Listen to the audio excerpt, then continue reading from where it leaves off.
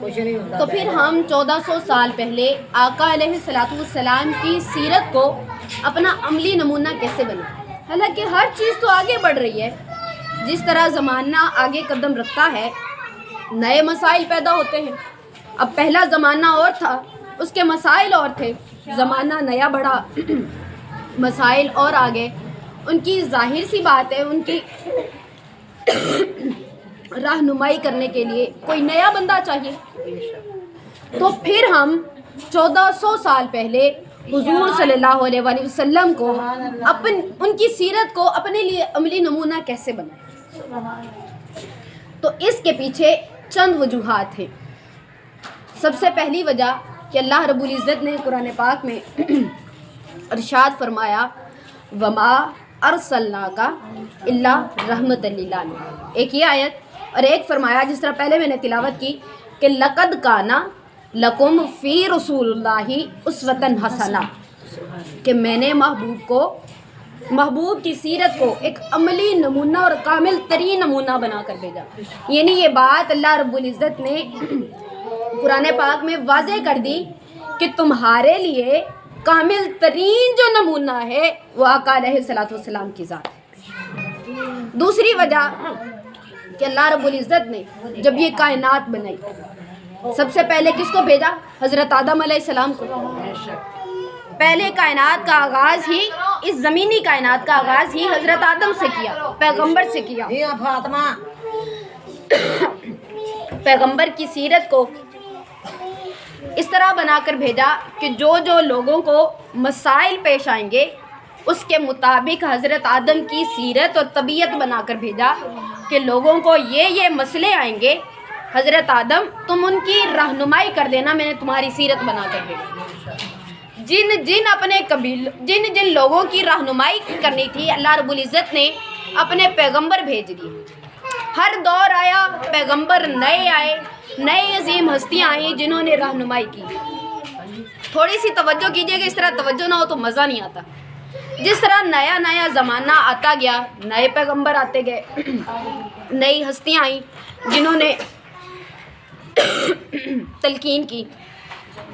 جس طرح حضرت نوح علیہ السلام کو اللہ رب العزت نے بھیجا تو فرمایا کہ لقد ارسلنا نوحا الی قومہ، یعنی نوح میں نے تمہیں ایک قوم کے لیے بھیجا۔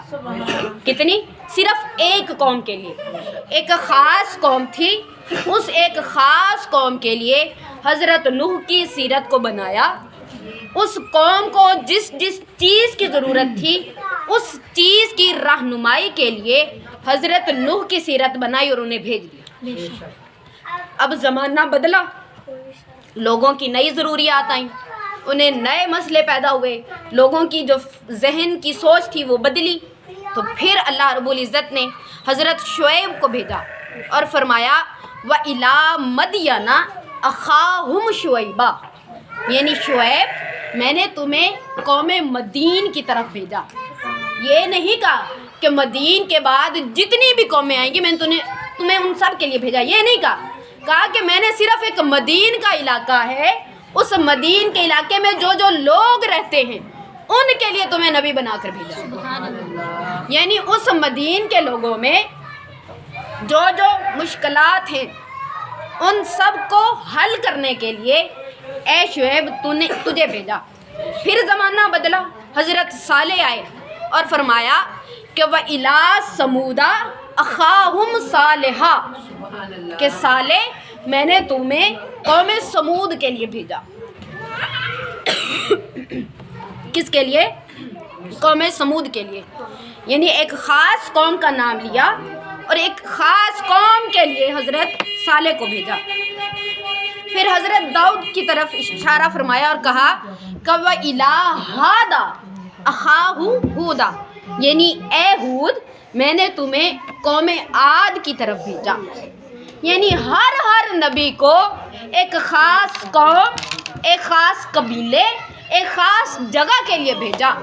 لیکن جب باری ہمارے نبی حضرت محمد مصطفیٰ صلی اللہ علیہ وسلم کی آئی، یہ نہیں فرمایا کہ محبوب میں نے تمہیں ایک قبیلے کے لیے بھیجا، یہ نہیں کہا، فرمایا وما ارسلناک الا رحمۃ للعالمین، للعالمین۔ محبوب زمانے آئیں گے، آتے جائیں گے، لوگ نئے آئیں گے، ان کی ذہنوں کی سوچ اور ہوگی، محبوب تمہیں ان سب کے لیے سیرت بنا کر، ان سب کے لیے تمہیں رحمت بنا کر بھیجا۔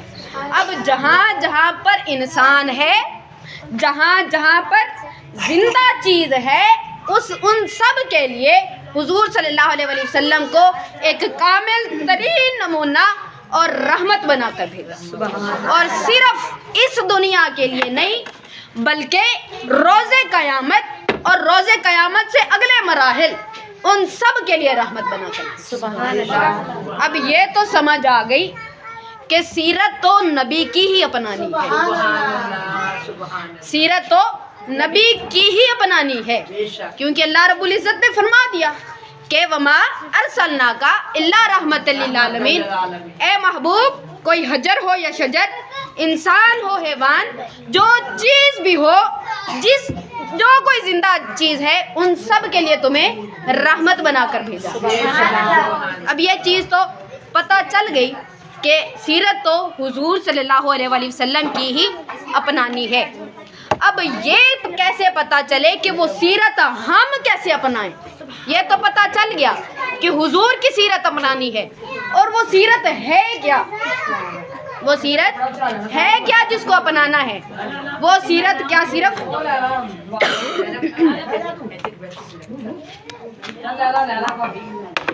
وہ سیرت کیا صرف عبادات ہیں؟ وہ سیرت کیا صرف نماز، روزہ، زکوٰۃ، حج ادا کرنا ہے؟ یا وہ سیرت باقی معاملات میں بھی عمل کرنی پڑتی ہے؟ سبحان اللہ۔ آقا علیہ الصلوۃ والسلام پر جب پہلی وحی نازل ہوئی، آقا علیہ الصلوۃ والسلام غار میں تشریف فرمائے، غار حرا میں آپ پر پہلی وحی اتری۔ حضرت جبریل امی تشریف لائے اور فرمایا کہ محبوب تم پر اللہ رب العزت کا سلام ہو، اور اقرأ بسم ربک الذی، اور محبوب پڑھ رب کے نام سے، محبوب پڑھ رب کے نام سے۔ آقا علیہ الصلوۃ والسلام ڈر گئے، آپ صلی اللہ علیہ وسلم ڈر گئے اور کانپ اٹھے۔ فرمایا کہ تو کون ہے؟ حضرت جبرائیل نے فرمایا کہ میں اللہ کا فرشتہ ہوں اور اللہ کا کلام لے کر آیا ہوں، تو آپ کو پڑھانے آیا ہوں۔ آقا علیہ الصلوۃ والسلام نے وہ ساری وحی اپنے قلب اطہر پر جب جما لی تو گھر پہنچے۔ جب گھر پہنچے تو حضرت خدیجہ الکبریٰ آپ کی پہلی زوجہ بیٹھی تھی، اور آپ صلی اللہ علیہ وسلم نے فرمایا کہ خدیجہ اس طرح مجھ پر وحی نازل ہوئی ہے۔ تو حضرت خدیجہ رضی اللہ تعالیٰ نے آپ کو تھپکی دی اور کہا کہ آپ نہ ڈریے، اللہ پاک آپ کو کبھی رسوا نہیں کرے گا۔ اب یہاں سے ایک نقطہ اور بھی نکلتا ہے کہ اگر شوہر پریشان ہو تو سب سے پہلا حق بیوی کا بنتا ہے کہ وہ اس کو حوصلہ دے، اور یہ کس سے ثابت ہے؟ یہ آقا علیہ الصلوۃ والسلام کی ازدواجی زندگی سے ظاہر۔ آپ صلی اللہ علیہ وسلم کی زوجہ ہی وہ پہلی خاتون تھیں جنہوں نے آپ صلی اللہ علیہ وسلم کو مشکل وقت میں حوصلہ دیا۔ یعنی یہ زوجہ کا، بیوی کا ہی حق ہے کہ وہ شوہر کو مشکل حالات میں حوصلہ دے۔ اگر ہم اپنی زندگیوں کا جائزہ لیں تو ہم کس موڑ پر کھڑے؟ ہمارا، آپ سب کے شوہر جن کی شادیاں ہوئی ہیں، اگر شوہر کو کوئی مشکل وقت ہو، بیوی بجائے حوصلہ دینے کے اور پریشان کرتی۔ حالانکہ ایسا آقا علیہ الصلوۃ والسلام کی زندگی سے ثابت نہیں ہے۔ آپ کی زوجہ آپ کو حوصلہ دیتی تھی۔ حضرت خدیجہ نے فرمایا کیا؟ آپ نے ایک پوری سیرت کا ایک پیرامیٹر دے دیا، ایک لائن، ایک سٹیٹمنٹ دے دیا کہ اس کی وجہ سے اللہ آپ کو رسوا نہیں کرے گا۔ آپ نے کیا فرمایا کہ اللہ آپ کو اس لیے رسوا نہیں کرے گا، آپ مہمانوں کی مہمان نوازی کرتے ہیں، آپ غریبوں کا بوجھ اٹھاتے ہیں، آپ رحم کے رشتے کو نہیں توڑتے، یعنی جو آپ کے خونی رشتہ دار ہیں اس کو آپ نہیں توڑتے، آپ ہر حاجت روا کی حاجت روائی کرتے۔ آپ نے یہ چند مثالیں دے کر آپ نے فرمایا کہ اللہ آپ کو کبھی رسوا نہیں کرے۔ حالانکہ آپ نے دیکھا تھا کہ آپ غار حرا میں جا کر کتنی کتنی راتیں بسر کرتے تھے اور عبادات کرتے تھے. اگر چاہتی تو یہ کہہ سکتی تھی کہ آپ تو اتنی عبادات کرتی ہیں, آپ کو اللہ کیسے رسوا کرے. آپ نے یہ کیوں کہا کہ آپ غریبوں کی حاجت روائی کرتے. آپ نے یہ کیوں کہا کہ مہمان کی مہمان نوازی کرتے. آپ نے یہ کیوں کہا کہ آپ خونی رشتہ کو نہیں توڑتے. اس کا نقطہ یہ تھا کہ ہم کو سمجھایا جا سکے کہ اگر جو خونی رشتہ کو توڑتا ہے, جو مہمانوں کی مہمان نوازی نہیں کرتا, جو غریبوں کی حاجت روائی نہیں کرتا, اللہ اس کو رسوا کرتا. اللہ اپنے حقوق معاف کر دیتا ہے لیکن اپنے بندوں کی حقوق معاف نہیں کرتا. اللہ کو اپنے بندوں سے اتنی محبت ہے کہ محبوب کو بھی یہ صلا دیا کہ تم بندوں سے محبت کرتے ہو, اس لیے میں تم سے بھی محبت حالانکہ وہ بہت کرتا ہے, لیکن ہمیں سمجھانے کے لیے یہ کہا کہ تم بندوں سے محبت کرتے ہو, تمہارے محبت کرنے کی وجہ میں ایک یہ بھی وجہ ہے. اب ہم پر یہ فرض ہے کہ حضور صلی اللہ علیہ وسلم کی زندگی سے یہ سبق سیکھیں کہ آپ مہمانوں کی کس طرح مہمان نوازی کرتے, غریبوں کی کس طرح بھلائی کرتے اور کس طرح بوجھ اٹھاتے. آپ صلی اللہ علیہ وسلم ہر شے سے کامل ترین نمونہ تھے. آپ کے گھر جب مہمان آتے آپ اتنا خوش ہوتے اور کہتے کہ مولا تیرا شکر ہے تو نے میرے گھر مہمان. سبحان اللہ. ہم میں کتنے لوگ ہیں جو اپنے گھروں میں مہمان دیکھ کر خوش ہوتے. ہمیں خوش ہونا چاہیے. کیوں؟ کیونکہ آقا علیہ الصلوۃ والسلام خوش ہوتے. ایک وہ مہمان بھی خوش ہوگا کہ میری بڑی خاطر تواضع کی ہے, اور اگر ہماری نیت یہ ہوگی کہ ہم حضور کی سیرت پر عمل کر رہے ہیں تو ثواب دگنا ہو جائے.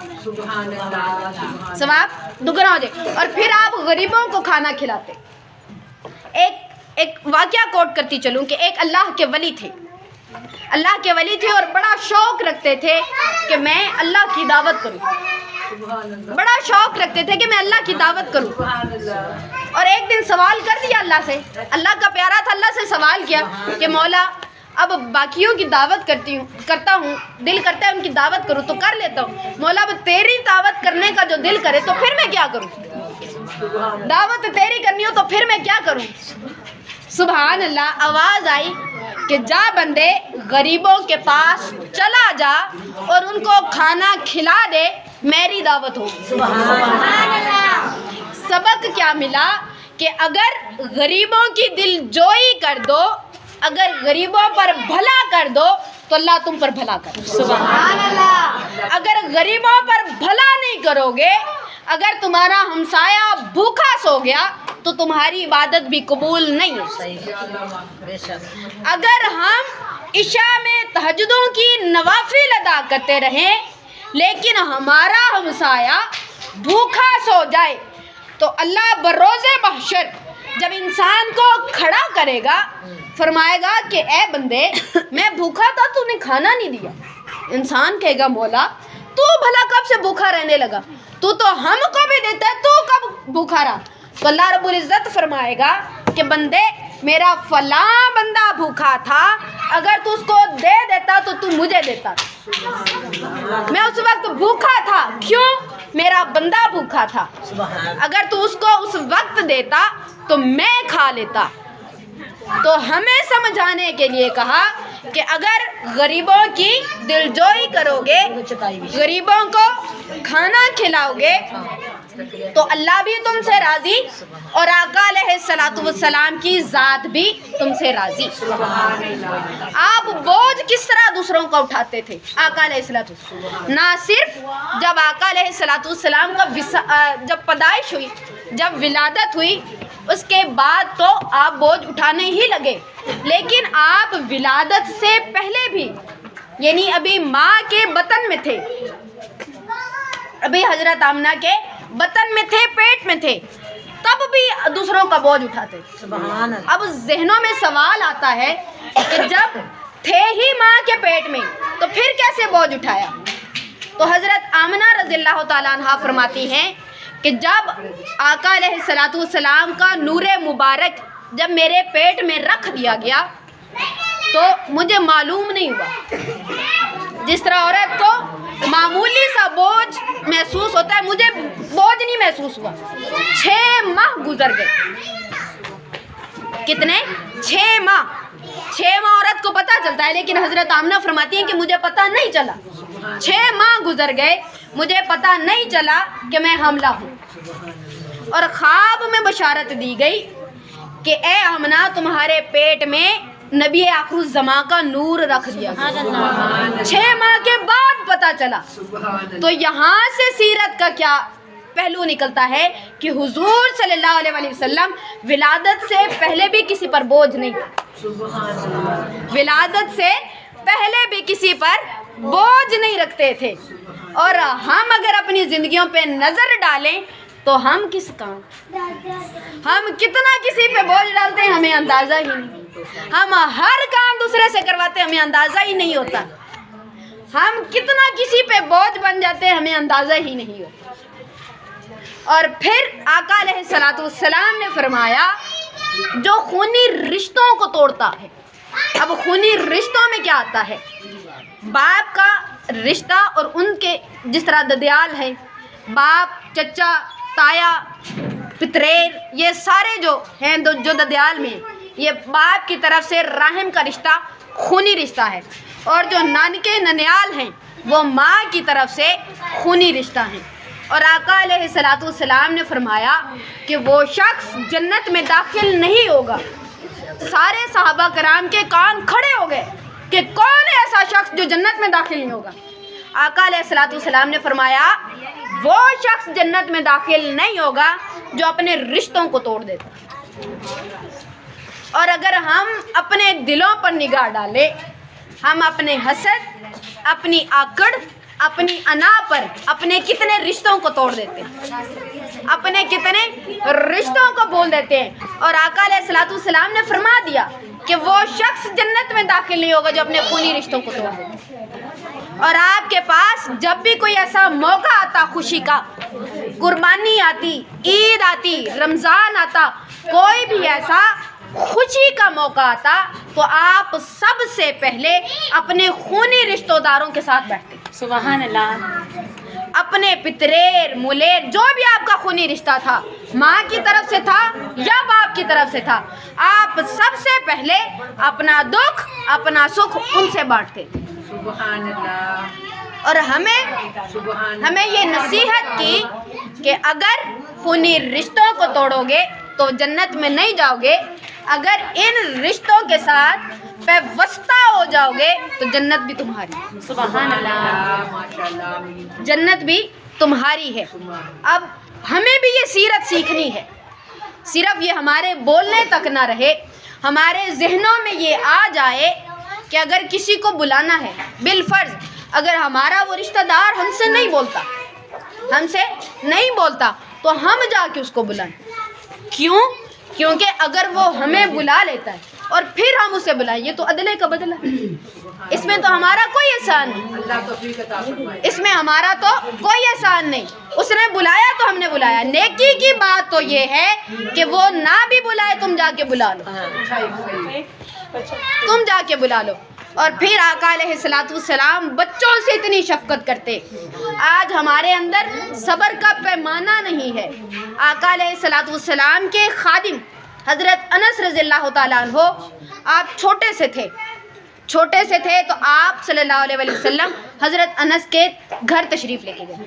اور حضرت انس کی امی آقا علیہ الصلوۃ والسلام کو کہتی ہیں کہ یا رسول اللہ, میرے ماں باپ آپ پر قربان, میں نے یہ ارادہ کیا تھا کہ اگر اللہ نے مجھے بیٹا عطا کیا تو میں آپ کا نوکر بنا دوں گی, میں آپ کا نوکر بنا دوں گی.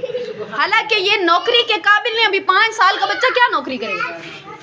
اور کہتی ہیں کہ میں اس لیے نہیں کہ آپ کا نوکر, یا رسول اللہ میں تو اپنا سنوارنے کے لیے کہہ رہی ہوں کہ میرا سنور جائے.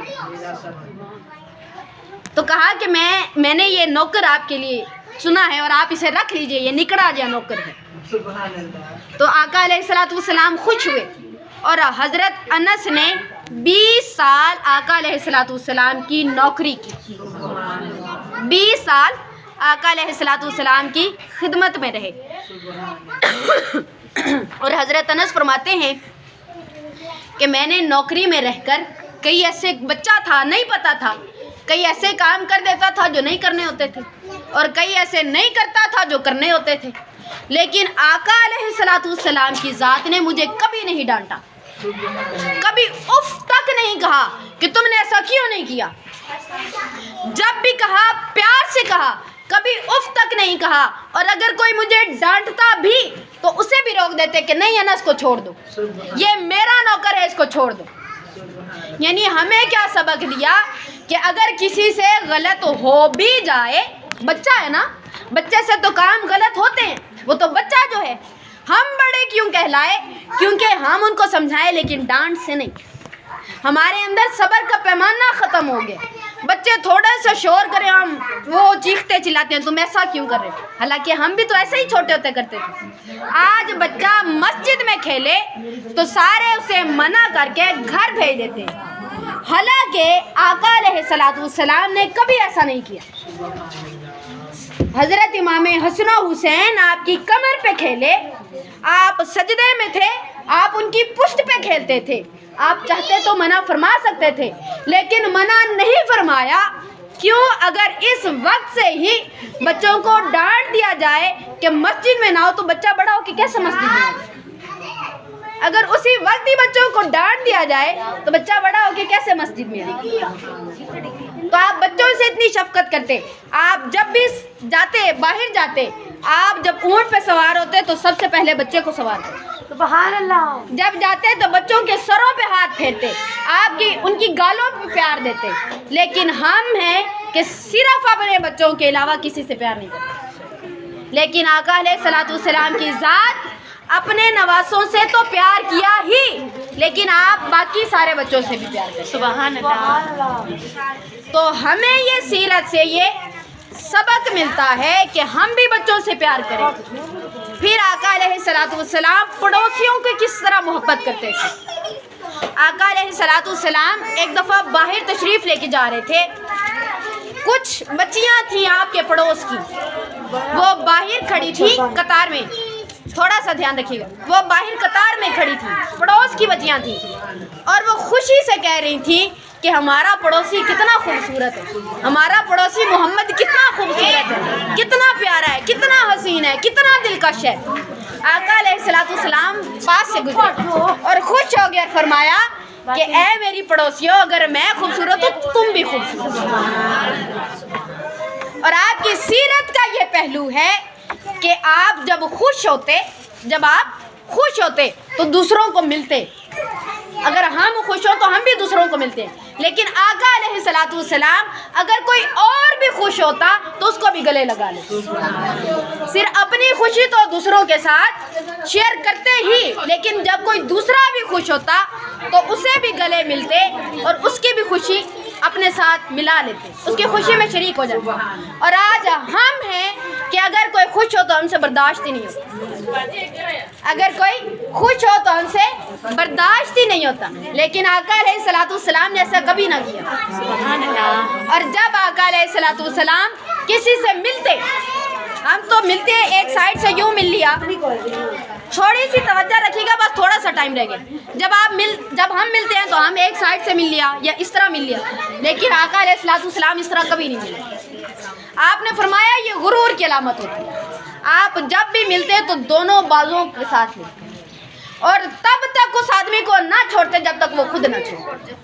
आप जब सलाम लेते तो उस वक्त तक हाथ पीछे नहीं करते थे जब तक दूसरा बंदा नहीं करता। सुभान अल्लाह, कुर्बान जाए उनकी सीरत पर, कुर्बान जाए उनके कदमों पर, उनकी अदाओं पर, उनकी दिलकश अदाओं पर, कि हर बंदे को इस तरह कहते थे कि जिस तरह उनका अपना।